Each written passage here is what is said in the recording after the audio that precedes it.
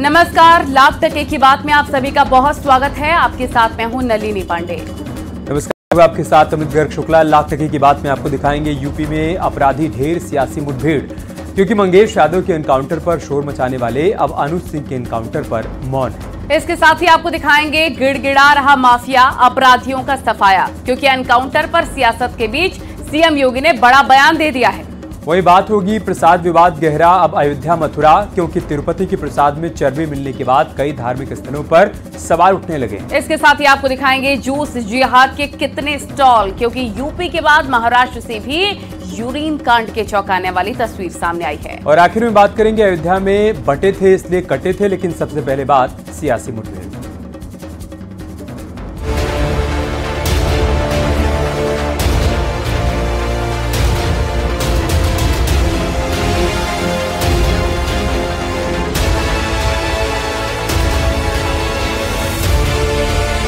जो लोग जाति का नंगा खेल खेलते हैं, दंगाइयों के सामने नाक रगड़ने का काम करते थे, तो उन्हें विकास अच्छा कैसे लग सकता है? क्या आप गोलियां मारते हैं उनके पैरों में जो बड़े बड़े माफिया भारतीय जनता पार्टी के साथ समझौता करके सरकारें चलवा रहे हैं? यह बदमाश 1 लाख का इनामी अपराधी था। वह सुल्तानपुर में हुई डकैती की घटना में वांछित चल रहा था। अखिलेश यादव जी का इच्छा तो पूरी हो गई, कम से कम ठाकुरों का इनकाउंटर करके उनकी इच्छा की पूर्ति तो हो गई। अपराधियों की कोई जाति नहीं होती है। योगी जी की पुलिस, योगी जी की एसटीएफ अकाउंट सेटल इनकाउंटर कर रही है। अपराधी की जाति बताकर उसे आप सुरक्षित करते हैं, इसके मतलब आपने अपराधियों को ही अपने यहाँ भर्ती कर रखा।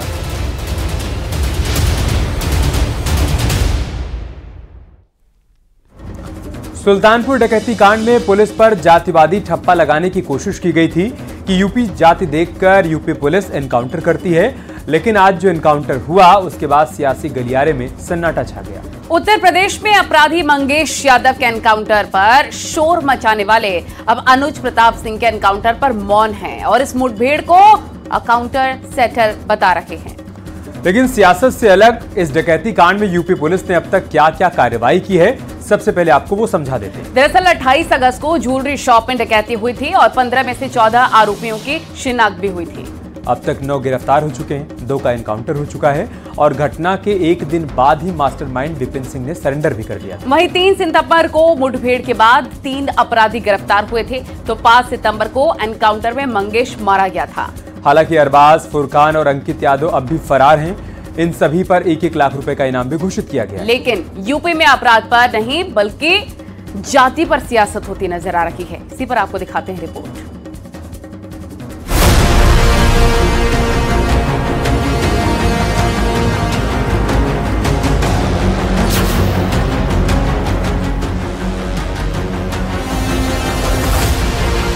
आज आप देख रहे होंगे ये माफिया आज गिड़गड़ा रहे हैं, कह रहे हुजूर एक बार जान बख्श दो बस। अपराधियों के एनकाउंटर में जाति ढूंढने वाले, अपराध का जातिकरण करने वाले अखिलेश यादव एक बार फिर एनकाउंटर पर सवाल खड़े कर चुके हैं। लेकिन सवाल अखिलेश यादव पर भी खड़े हो रहे हैं। जब उन्नाव में सुल्तानपुर डकैती कांड का अपराधी अनुज प्रताप सिंह पुलिस मुठभेड़ में मारा गया, तो उसके पिता धर्मराज ने कहा, चलो ठाकुर का एनकाउंटर होने से अखिलेश यादव की इच्छा पूर्ति तो हो गई। अनुज प्रताप सिंह मेरा लड़का था, उसका सूरत में सिर्फ एक ही केस था और बाकी सुल्तानपुर में नाम था। पुलिस ने उसको इनकाउंटर करके मृत्यु घोषित कर दिया। अखिलेश यादव जी का इच्छा तो पूरी हो गई, कम से कम ठाकुरों का इनकाउंटर करके उनकी इच्छा की पूर्ति तो हो गई।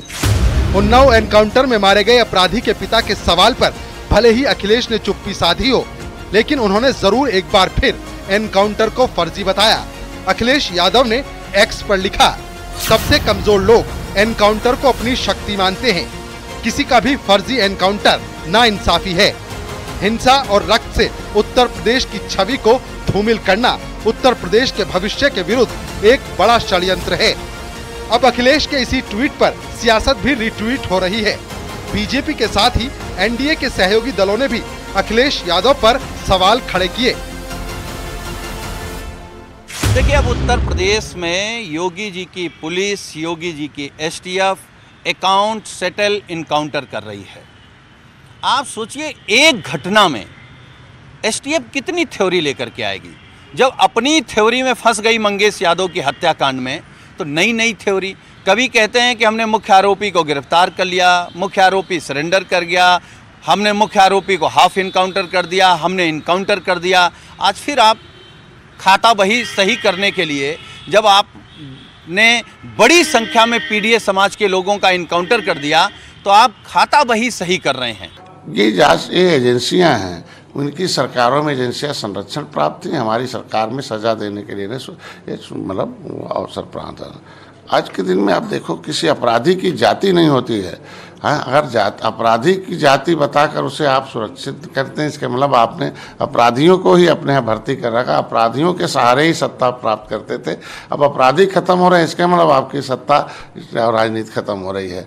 इस तरीके से आज के दिन उन्हें जवाब देना चाहिए। अभी मंगेश यादव के एनकाउंटर का मुद्दा थमा भी नहीं था कि अनुज प्रताप सिंह के एनकाउंटर ने भी नई सियासी हवा बिखेर दी, क्योंकि समाजवादी पार्टी इस एनकाउंटर को अकाउंट सेटल एनकाउंटर बता रही है, तो बीजेपी समाजवादी पार्टी की सोच पर तरस खा रही है। Bureau report, news 18।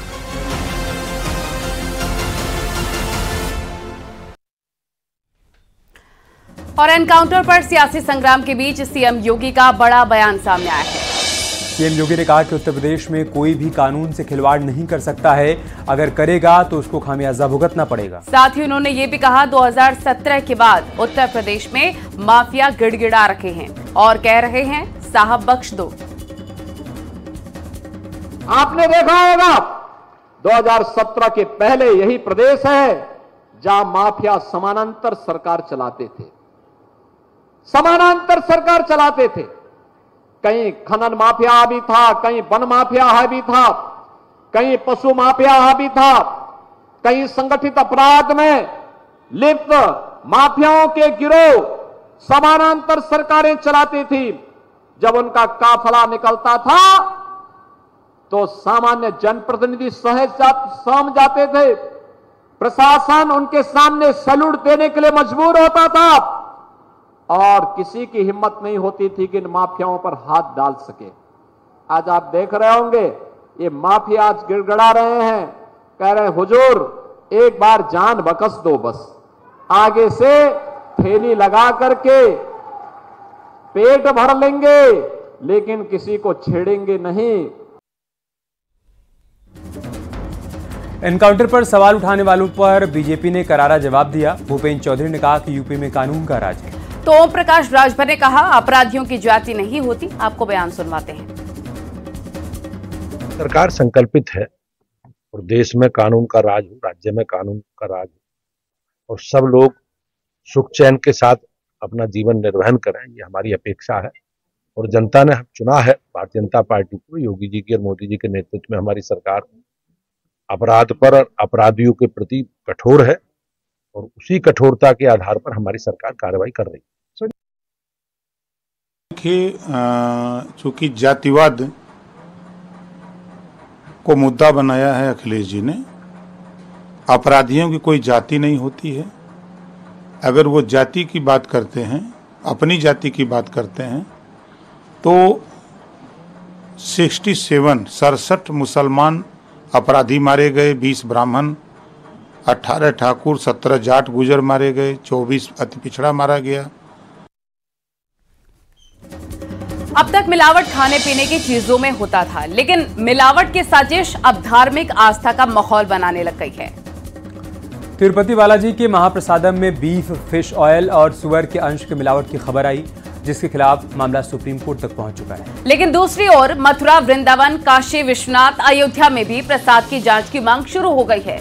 मथुरा में तो जांच के लिए जब छापेमारी हुई तो कई दुकानदार अपनी दुकान बंद करके फरार हो गए। अब ऐसे में तमाम धार्मिक स्थलों के प्रसाद पर सवाल उठने लगे हैं, जिस पर सहूलियत के हिसाब से सियासत भी हो रही है। इसी पर आपको एक रिपोर्ट दिखाते हैं।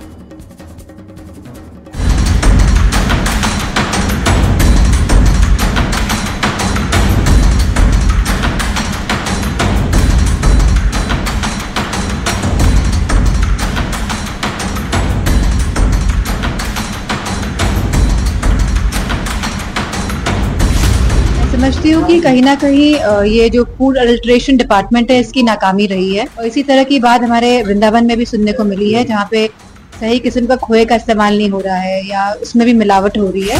इसी प्रकार की कुछ शिकायत अयोध्या रामलला मंदिर में भी चर्बी युक्त प्रसाद बांटने की खबर आई है।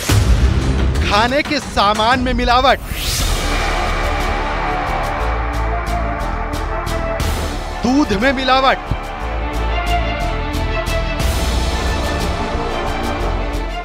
मसाले में मिलावट, तेल और घी में मिलावट।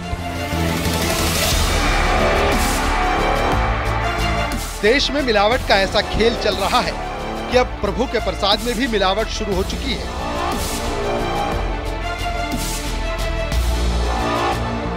और ये मिलावट ऐसी वैसी नहीं बल्कि महापाप है, क्योंकि सनातन धर्म पर साजिशन आघात है।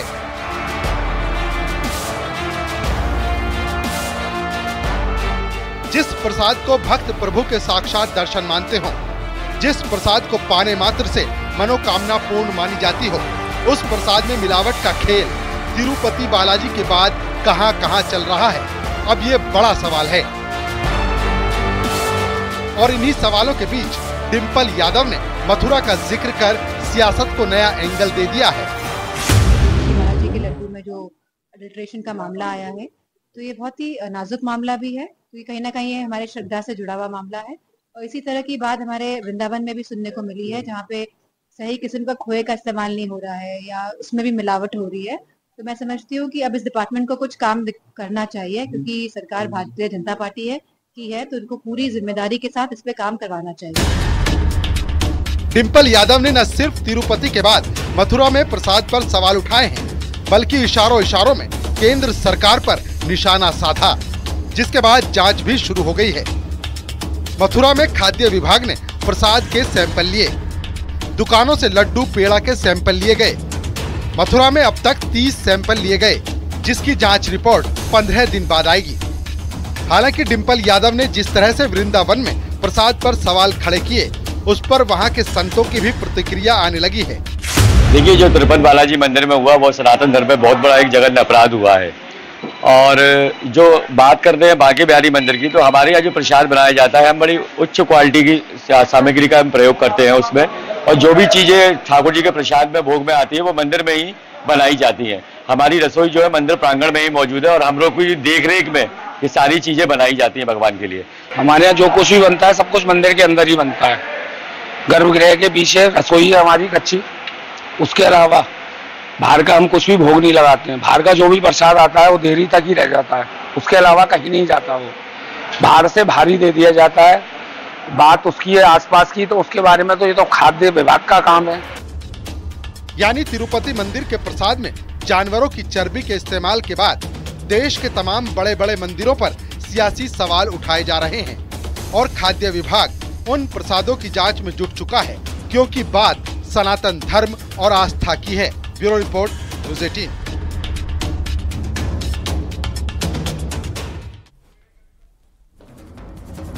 एक तरफ तिरुपति के बाद मथुरा के प्रसाद पर सवाल खड़े हो रहे हैं, तो दूसरी तरफ राम मंदिर के प्रसाद पर भी स्वामी प्रसाद मौर्य ने प्रश्न चिन्ह लगा दिया है। स्वामी मौर्य ने कहा, ऐसी खबरें आ रही हैं कि अयोध्या रामलला को चढ़ने वाले प्रसाद में भी मिलावट हो रही है।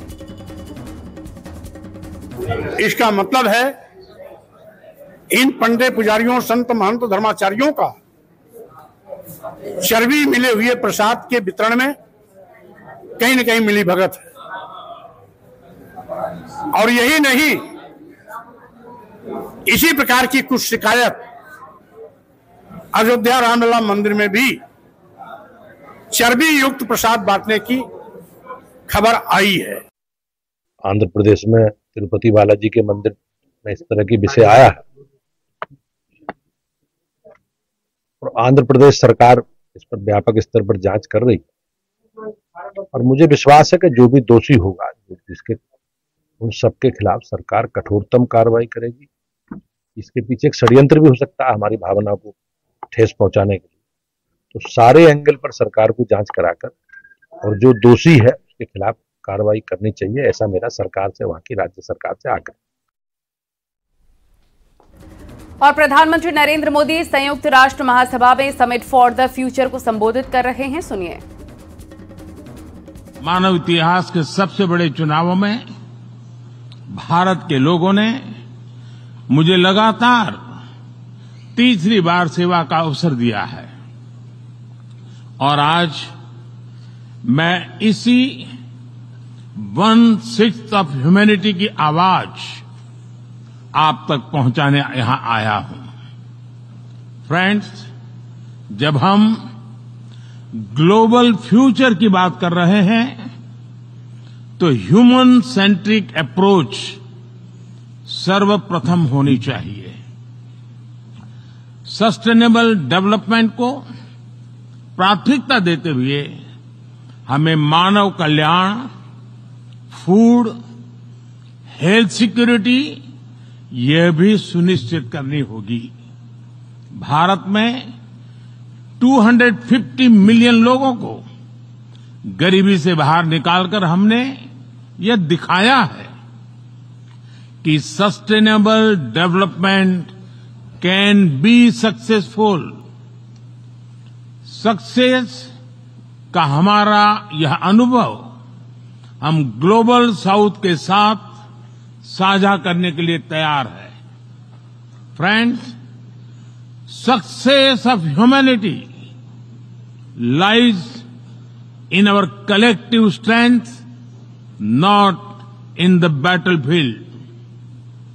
और वैश्विक शांति एवं विकास के लिए ग्लोबल संस्थाओं में रिफॉर्म्स आवश्यक है। Reform is the key to relevance. African Union को नई दिल्ली समिट में G20 की स्थायी सदस्यता इसी दिशा में एक महत्वपूर्ण कदम था। वैश्विक शांति और सुरक्षा के लिए एक तरफ आतंकवाद जैसा बड़ा खतरा है तो दूसरी तरफ साइबर, मैरीटाइम, स्पेस जैसे अनेक संघर्ष के नए नए मैदान भी बन रहे हैं। इन सभी विषयों पर मैं जोर देकर कहूंगा कि global action must match global ambition. Friends, technology के सेफ और रिस्पॉन्सिबल यूज के लिए बैलेंस रेगुलेशन की आवश्यकता है। हमें ऐसी ग्लोबल डिजिटल गवर्नेंस चाहिए जिसमें राष्ट्रीय संप्रभुता और अखंडता अक्षुण्ण रहे। Digital public infrastructure should be A bridge, not a barrier. Global good के लिए भारत अपना डिजिटल पब्लिक इंफ्रास्ट्रक्चर पूरे विश्व से साझा करने के लिए तैयार है। फ्रेंड्स, भारत के लिए one earth, one family, one future एक कमिटमेंट है। यही कमिटमेंट हमारे वन अर्थ, वन हेल्थ और वन सन, वन वर्ल्ड, वन ग्रिड जैसे इनिशिएटिव्स में भी दिखाई देता है। पूरी मानवता के हितों की रक्षा और वैश्विक समृद्धि के लिए भारत मनसा वाचा कर्मणा से काम करता रहेगा।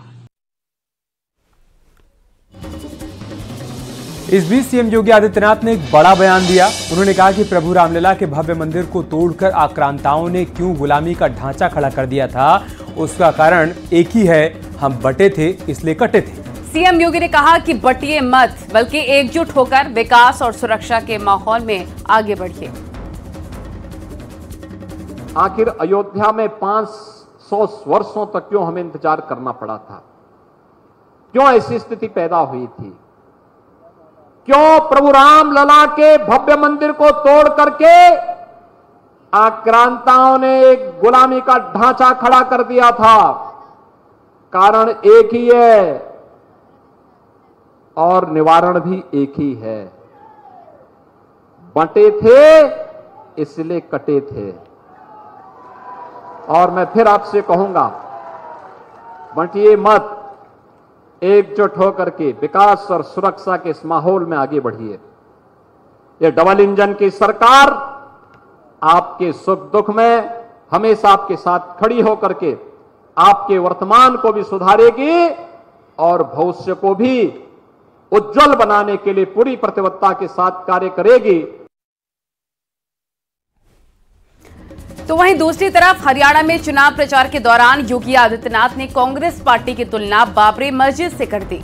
सीएम योगी ने कहा कि कांग्रेस का ढांचा वैसे ही जर्जर हो चुका है जैसे अयोध्या में बाबरी का ढांचा हो गया था। सीएम योगी का कहना था कि हरियाणा में कांग्रेस का ढांचा बाबरी मस्जिद जैसा जर्जर हो चुका है, जिसे एक बार और हराने की जरूरत है। भाइयों, आज कांग्रेस का ढांचा वैसे ही जर्जर हो चुका है जैसे अयोध्या में बाबरी ढांचा था। एक धक्का और दो, बाबरी ढांचे को तोड़ दो, ये नारा जब राम भक्तों ने लगाया था